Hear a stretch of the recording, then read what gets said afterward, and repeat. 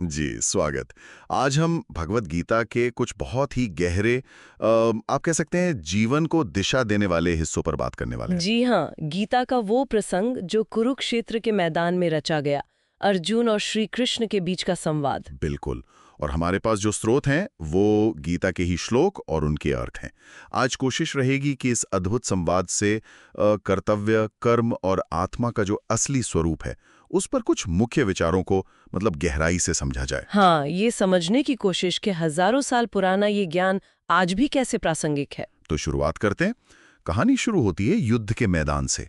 अर्जुन, जो कि उस युग के सर्वश्रेष्ठ धनुर्धर माने जाते हैं, हाँ, वो महायोद्धा। वही अर्जुन जब अपने सामने विपक्ष में अपने ही दादा, गुरु, भाई, रिश्तेदारों को देखते हैं तो उनका दिल बैठ जाता है।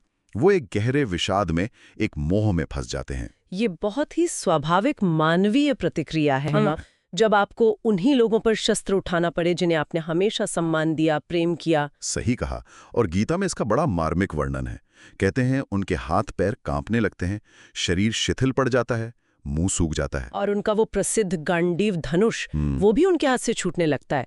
वो एकदम किन कर्तव्य विमूढ़ हो जाते हैं। वो कहते हैं कि मैं युद्ध नहीं करूंगा। ऐसे राज्य का, ऐसे सुख का क्या फायदा जो अपनों के खून से सना हो। यहां से ये संवाद असल में गति पकड़ता है। बिल्कुल, और यहीं पर श्री कृष्ण की भूमिका शुरू होती है। वो अर्जुन के सारथी तो थे ही, पर यहाँ वो उनके गुरु, उनके मार्गदर्शक बन जाते हैं।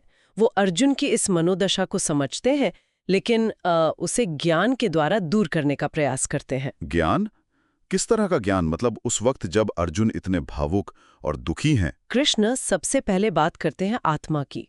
वो कहते हैं कि अर्जुन, तुम जिनके लिए शोक कर रहे हो वो असल में शरीर है, और शरीर तो नश्वर है। अच्छा। असल तत्व तो आत्मा है, जो न कभी जन्म लेती है न मरती है। वो शाश्वत है, अविनाशी है। अध्याय 2 में वो साफ कहते हैं ना, न ये आत्मा मारती है न मारी जा सकती है। ये विचार कि हम शरीर नहीं आत्मा हैं, ये सुनने में तो गहरा है, पर क्या ये अर्जुन की तत्कालीन दुविधा का हल था? ये उस हल की नींव थी। कृष्ण इसे और स्पष्ट करते हैं एक बहुत ही सुंदर उदाहरण से। वो कहते हैं, जैसे हम पुराने या फटे कपड़े उतार कर नए पहन लेते हैं। हाँ, ये वाला श्लोक तो बहुत प्रसिद्ध है। हाँ, बिल्कुल। तो वो कहते हैं वैसे ही आत्मा पुराने जीर्ण शरीर को छोड़कर नया शरीर धारण कर लेती है। तो मृत्यु तो एक परिवर्तन मात्र है, अंत नहीं।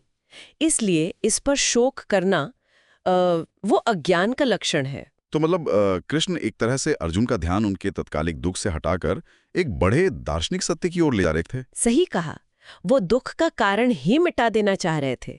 अगर आत्मा अमर है तो फिर मृत्यु का भय कैसा, शोक कैसा? लेकिन फिर सवाल उठता है कि अगर आत्मा अमर है और कोई मरता ही नहीं, तो फिर कर्म करने की यानी युद्ध करने की जरूरत ही क्या है? क्या अर्जुन को सब छोड़कर बस आत्मा के चिंतन में नहीं लग जाना चाहिए था? ये बहुत ही वैलिड सवाल है, और अर्जुन के मन में भी शायद ये आया होगा। यहीं पर कृष्ण दूसरे महत्वपूर्ण सिद्धांत पर आते हैं, धर्म यानी कर्तव्य। कर्तव्य? हाँ, स्वधर्म। वो अर्जुन को याद दिलाते हैं कि तुम एक क्षत्रिय हो, और एक क्षत्रिय का धर्म है अन्याय के विरुद्ध लड़ना, धर्म की स्थापना के लिए युद्ध करना। वो कहते हैं कि तुम्हारे लिए इस धर्म युद्ध से बढ़कर कल्याणकारी और कुछ नहीं है। तो आत्मा का ज्ञान वैराग्य या पलायन के लिए नहीं, बल्कि अपने कर्तव्य को ठीक से निभाने के लिए है। बिल्कुल।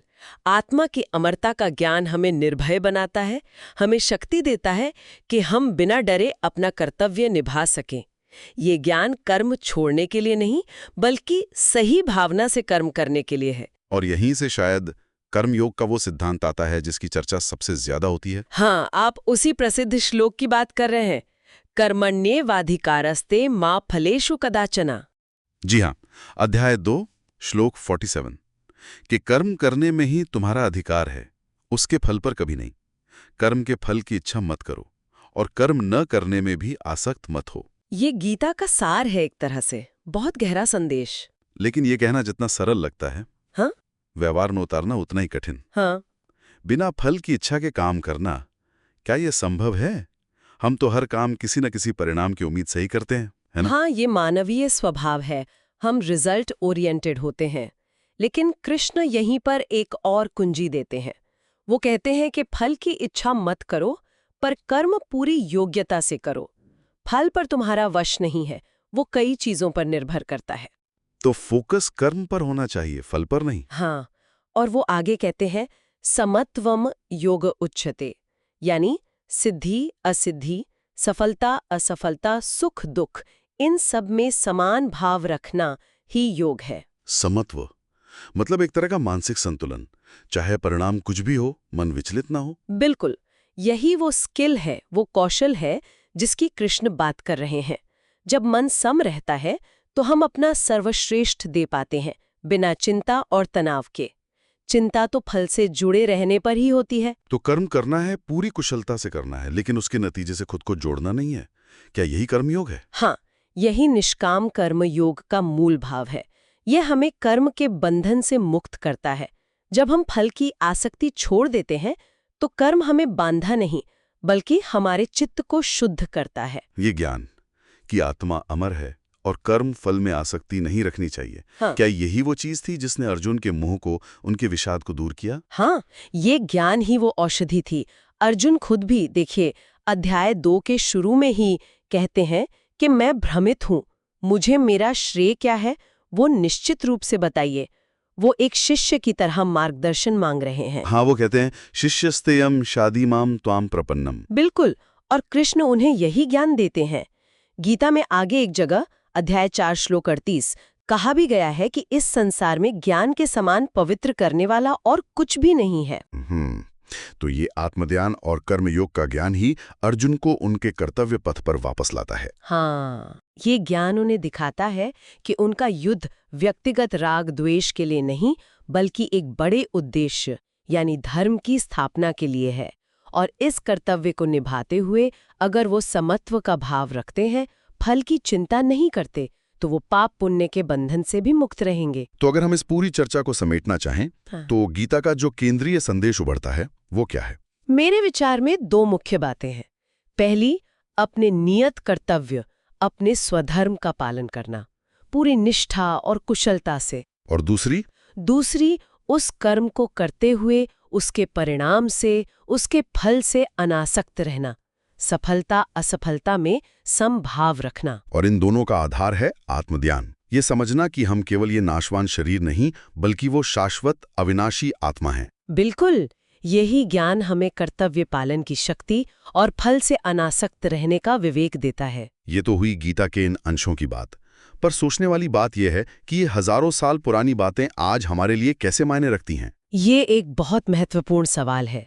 आज की जो हमारी जिंदगी है, इतनी भाग दौड़, इतना तनाव, इतनी अनिश्चितता। हाँ, कंपटीशन, सफल होने का दबाव। बिल्कुल, तो ऐसे में ये जो कर्म योग का सिद्धांत है कि अपना काम पूरी मेहनत से करो पर परिणाम की चिंता में घुलते मत रहो, क्या ये हमें मानसिक शांति नहीं दे सकता? दे तो सकता है, अगर हम सच में इसे अपना सकें। फोकस प्रक्रिया पर हो, परिणाम पर जरूरत से ज्यादा नहीं। और दूसरी बात, ये जो आत्मा और शरीर का भेद है, हम अक्सर अपनी पहचान अपने शरीर, अपनी उपलब्धियों, अपनी संपत्ति से जोड़ लेते हैं। हाँ, और जब इनमें कुछ कमी आती है तो हम दुखी हो जाते हैं। तो क्या ये ज्ञान कि हमारा असली स्वरूप इस सबसे परे एक नित्य शाश्वत तत्व है, क्या ये हमें जीवन के उतार चढ़ावों को ज्यादा स्थिरता से झेलने में मदद नहीं कर सकता? शायद हाँ, ये हमें एक बड़ा परिप्रेक्ष्य दे सकता है, हमारी रोजमर्रा की चिंताओं से ऊपर उठकर देखने का नजरिया। बिल्कुल, तो ये विचारणीय है कि गीता के ये सिद्धांत, निष्काम कर्म और आत्मज्ञान आज के व्यक्ति के लिए, उसकी चुनौतियों के लिए, उसके मानसिक स्वास्थ्य के लिए कितने उपयोगी हो सकते हैं, इस पर सोचना वाकई में सार्थक हो सकता है। निश्चित रूप से ये एक ऐसा खजाना है जिस पर जितना विचार करें उतना ही गहरा अर्थ मिलता जाता है।